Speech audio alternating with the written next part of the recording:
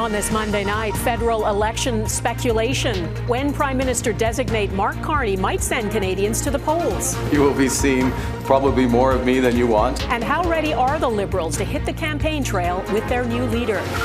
Stock market misery. What's behind Wall Street's worst day in years? Power play. Ontario's new tax on electricity sold to the U.S. Disaster at sea, the fiery collision between an oil tanker and a cargo ship. Plus, how royalty can wield soft power. The king, rather like his mother, is very good at giving subtle signals. The delicate ways King Charles is showing his support for Canada.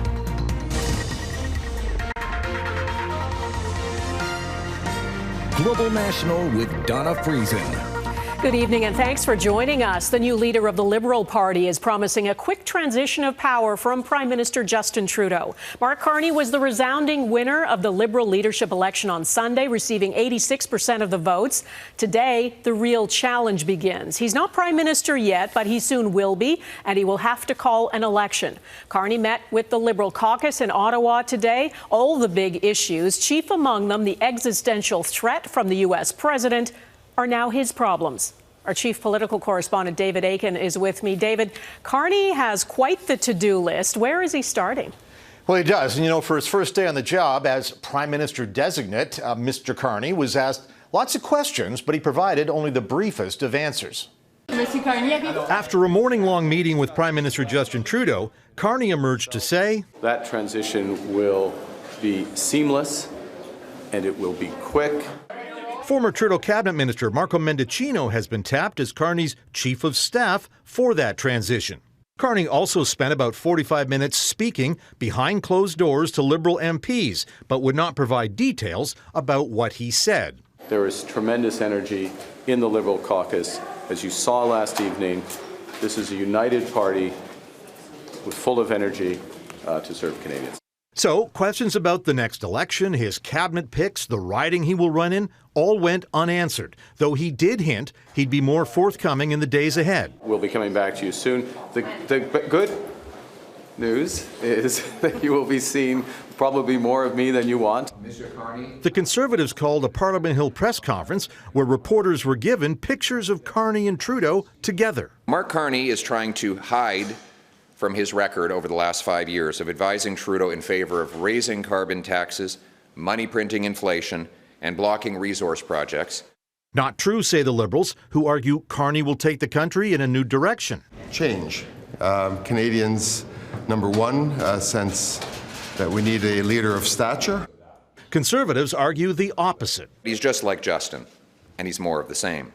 Well, the Tories are keen to hammer home that message that Carney equals Trudeau, but the Liberals are countering by refusing to allow the two to be seen together. No news photographers were allowed to take a picture of that morning-long Trudeau-Carney meeting. That's unusual. And Trudeau did not attend the caucus meeting. That too was unusual.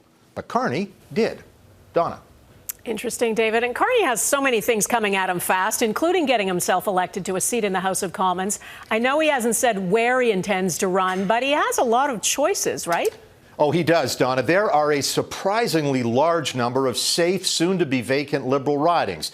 The one I've heard about, Toronto Centre. That's where Marcy Ian will not be running again. But there are also hometown Edmonton rumors from the Carney camp. But the only Liberal seat there is neither safe nor is it vacant. There's also the riding of the Northwest Territories. That's where Carney was born, and that too is vacant, and that too is considered safely Liberal. Donna. Okay, David Akin in Ottawa, thank you. Once he is sworn in, Carney will become Canada's next Prime Minister, even though he hasn't been elected yet. That might sound extraordinary, but it is not. Carney is not the first unelected politician to run the country. Notable examples include Canada's first Prime Minister, Sir John A. Macdonald. The Governor-General appointed him at the country's formation in July 1867. He won a general election a month later. The longest-serving Prime Minister, William Lyon Mackenzie King, led the Liberal Party through multiple election victories between 1921 and 1945, but lost his seat during 2 of them and got re-elected in by-elections a few months later. And after Pierre Elliott Trudeau stepped down in 1984, John Turner won the Liberal leadership and took over as Prime Minister, even though he'd resigned as an MP and Cabinet Minister nearly a decade earlier. Mark Carney is expected to face voters soon. Even the prospect of having him as leader turned around the fortunes of the Liberals, at least according to opinion polls. Now that he's got the job, the party will want to capitalize on that momentum. Mackenzie Gray reports. Mr. Carney, when will there be an election? After months of desperately trying to avoid it, we are hitting the ground running, I would assume very shortly. The Liberals are now raring for an election. I believe it's in Canada's best interest to be able to have an election sooner as opposed to later because of the trade and tariffs and Mr. Trump. The next Prime Minister of Canada, Mark Carney. Without a seat in the House of Commons, Mark Carney is poised to call an election before Parliament returns on March 24th, leaving the Liberals little time to convince Canadians they can unify the country. I know that's the Conservative approach, calling names, vicious attack. We're not there. Listen, we're not there. Try that and you'll be in opposition. Who's ready to stand up for Canada with me?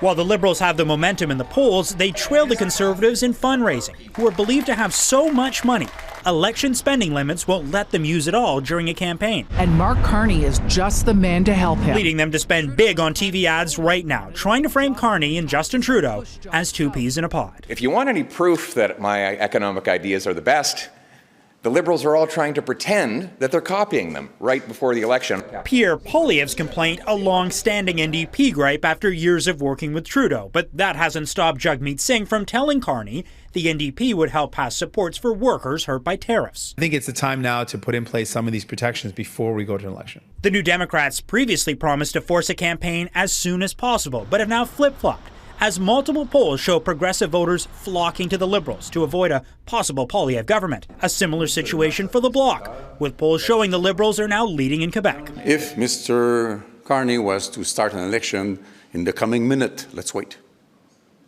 We're ready. Let's go. The Conservatives have nominated over 80 candidates, more than both the Liberals and the NDP, Donna, leaving the two left-of-centre parties each 160 candidates short before an election call. All right, Mackenzie Gray, thanks. Are you expecting a recession this year? I hate to predict things like that. There is a period of transition because what we're doing is very big. We're bringing wealth back to America. That's a big thing. And there are always periods of, it takes a little time. That non-answer from President Trump about a recession was enough to unsettle investors. Uncertainty over the impact of tariffs, too, is pushing the markets down. The TSX closed down over 1.5%. The S&P 500 and Dow fell more than 2%. And the tech-driven NASDAQ fell 4% today. Its worst day since 2022. Ontario's premier is accusing Trump of pushing the U.S. and Canada into a recession. He gets in, market slides, threats of assembly plants going down, manufacturing going down, people are going to lose their jobs, inflation's happening all over the place. Because why? Because one person, President Trump?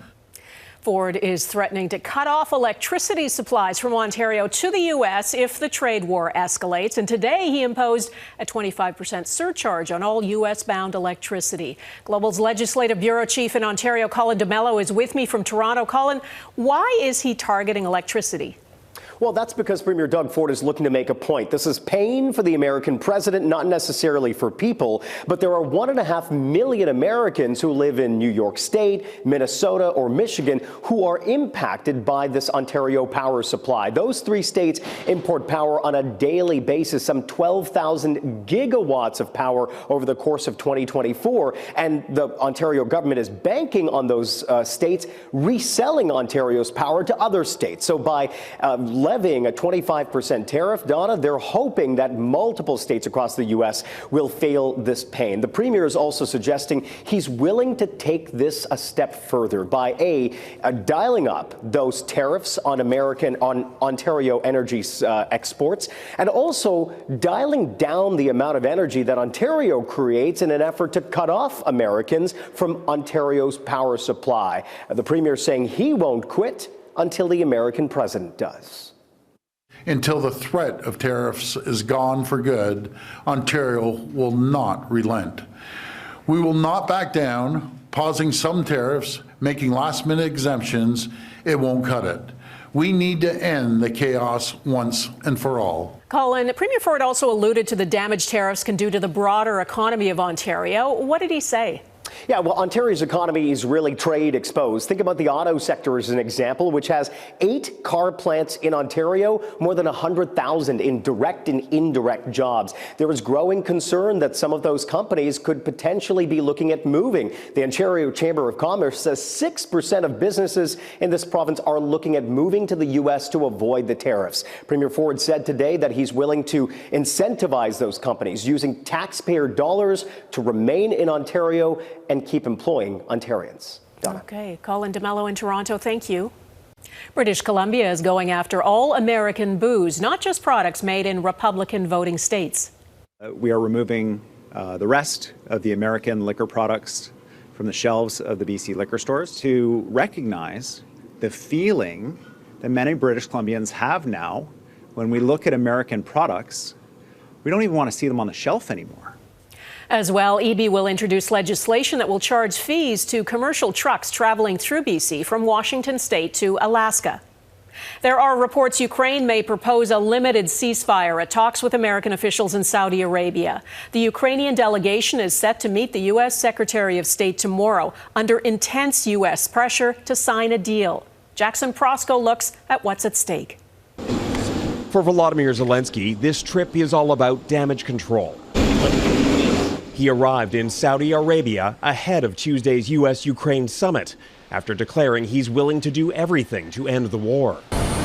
U.S. Secretary of State Marco Rubio landed soon after. We have to understand the Ukrainian position and just have a general idea of what concessions they'd be willing to make, because you're not going to get a ceasefire and an end of this war unless both sides make concessions. We want to do anything we can to get Ukraine to be serious about getting something done. President Donald Trump has set the tone from Washington, putting the onus on Ukraine, not Russia, to make concessions, after first sending a delegation to meet with Russia without Ukraine at the table. You're not in a good position. Then, in the wake of their disastrous Oval Office meeting, the U.S. suspended military aid and intelligence sharing, making Ukraine's position even more tenuous. One of Trump's negotiators told Fox News Zelenskyy has since tried to make amends. Zelenskyy sent a letter to the president. He apologized for that whole incident that happened in the Oval Office. I think that was an important step. Trump still wants a deal that includes access to Ukraine's rare earth minerals with no demands on Russia to end the war. There are reports Zelenskyy may now be prepared to offer at least a partial ceasefire to ease the pressure from Washington. For the Americans, a bad deal is better than no deal. But for the Ukrainians, a bad deal is worse than no deal. And that is a fundamental tension between the two. In a sign of how precarious the situation is, Zelenskyy says he will not take part in Tuesday's talks directly. All the while, Russia continues its relentless bombardment, launching hundreds of bombs and drones in just the last week, an offensive time to take advantage of the uncertainty. Jackson Proskow, Global News, Washington. The U.S. Secretary of State and Elon Musk have had a tense exchange with the foreign minister of Poland, all of it on social media. It's over Starlink, Musk's satellite internet provider. Musk claimed on X, the platform he owns, that Ukraine's entire front line would collapse if he turned Starlink off. Poland's foreign minister responded that Poland pays about $50 million a year for Ukraine's Starlink, and if it's unreliable, Poland will be forced to look for other suppliers. The U.S. Secretary of State, Marco Rubio, then accused him of making things up, saying no threat was made about cutting Ukraine off from Starlink and that Poland should say thank you. That's when Musk told Poland's foreign minister to be quiet, small man. There's no substitute for Starlink. The Polish prime minister then weighed in, saying true leadership means respect for partners and allies, never arrogance. Users of X reported a major outage today. Musk blamed what he calls a massive cyber attack. Syria's interim government has signed a deal with the Kurdish-led authority that controls the country's oil-rich northeast. It includes a ceasefire and merging of the Syrian defense forces into the Syrian army and will bring most of Syria under the control of the Islamist government. Syria's defense minister says it has ended a military operation on the west coast that triggered the worst violence since the fall of the Assad regime. It says loyalists of the former president have now been neutralized. More than 1,300 people, mostly civilians, have died since Thursday. An explosive collision at sea. Coming up, the toxic chemicals spilled after a tanker and a cargo ship collide.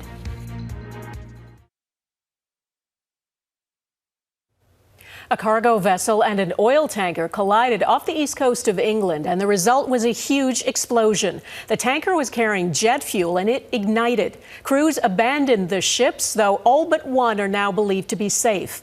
Redmond Shannon explains what we know about how it happened and what's been spilled. So Long has collided with tanker Stena Immaculate. Both vessels are abandoning. The British Coast Guard puts out a call for ships in the area to help, but with a warning. Vessel Stena Immaculate is carrying Jet A1 fuel, which is on fire and in the water. Request vessels remain at a safe distance. The other ship, So Long, was reportedly carrying the highly toxic chemical sodium cyanide.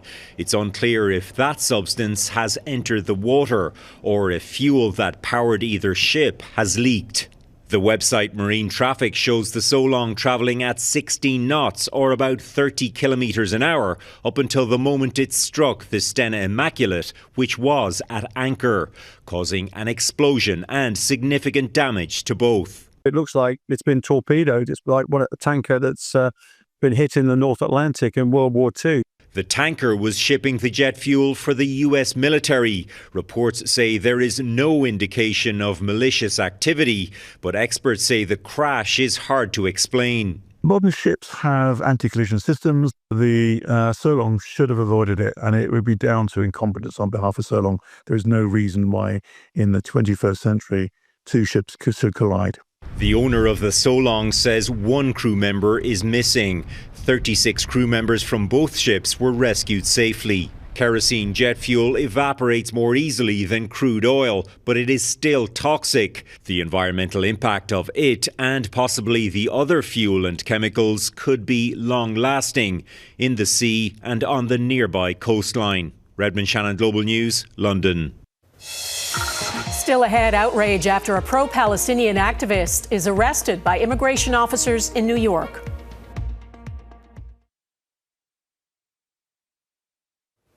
In the U.S., there is anger over the arrest of a prominent Palestinian activist and graduate student at Columbia University in New York. What do we want? Justice! Protesters took over Federal Plaza in New York City today to demand the release of Mahmoud Khalil. He was taken from his home Saturday night by immigration and customs agents. His lawyer says he was told his green card has been revoked. Khalil, a legal permanent resident of the U.S., helped lead last spring's pro-Palestinian protests at Columbia University.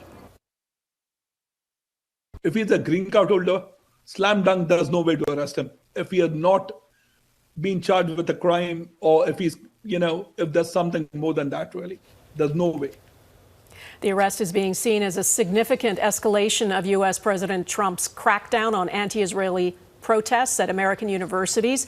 Today, Trump posted this is the first arrest of many to come. Royal support next. The subtle ways King Charles is showing the world he stands with Canada.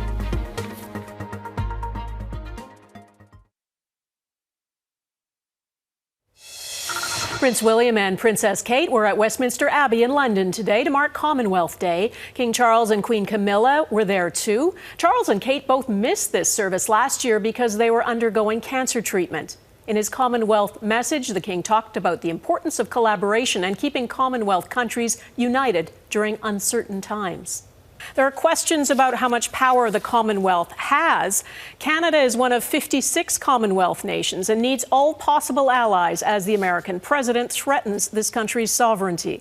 As Heather Yurix-West explains, the alliance previously has found strength in its push for democracy, human rights, and peace. This seemed such an interesting and innovative way to celebrate this year's Commonwealth Day. The head of the Commonwealth taking on the role of DJ for a special playlist showcasing songs from member countries. A joyful way to commemorate the alliance with geopolitical stakes high. The Commonwealth is rather a unique organisation. It is more a community of friends and a community of values than it is an organisation that does things. Though together, Commonwealth countries have had influence before. Most famously, Conservative leader Pierre Poilievre noted in a statement to impose sanctions on South Africa, pressuring them to end apartheid. But could a Commonwealth show of support help Canada now, as it faces an existential threat from the US president? There's therefore a big interest for Canada and for all the members of the Commonwealth to actually hold firm to those values that they have espoused in the past. The head of the Commonwealth, King Charles, takes on a mostly apolitical, neutral role in times of international dispute. But the king, rather like his mother, is very good at giving subtle signals. When President Zelenskyy came to England following that disastrous meeting with Trump, Charles very publicly invited him to his private residence in Sandringham. 2 days later, the king was seen wearing Canadian military medals during a visit to a Royal Naval aircraft carrier, a move interpreted by some as a quiet show of support. It is my pleasure to bring from His Majesty the King a letter. The king will have another opportunity to apply his soft power diplomacy when he hosts Donald Trump for a royal visit on a yet-to-be-determined date. Heather Yurex West, Global News, Calgary. That is Global National for this Monday. I'm Donna Friesen. We asked for them and you're sending them. Tonight's Here Canada are the Manitoba Legislative Building in Winnipeg, a house in Bradford, Ontario, and a Canucks game in Vancouver. Keep them coming. Send your pictures of Canadian pride to Global National at globalnews.ca. And thanks for watching. Hope to see you here again tomorrow. Bye-bye.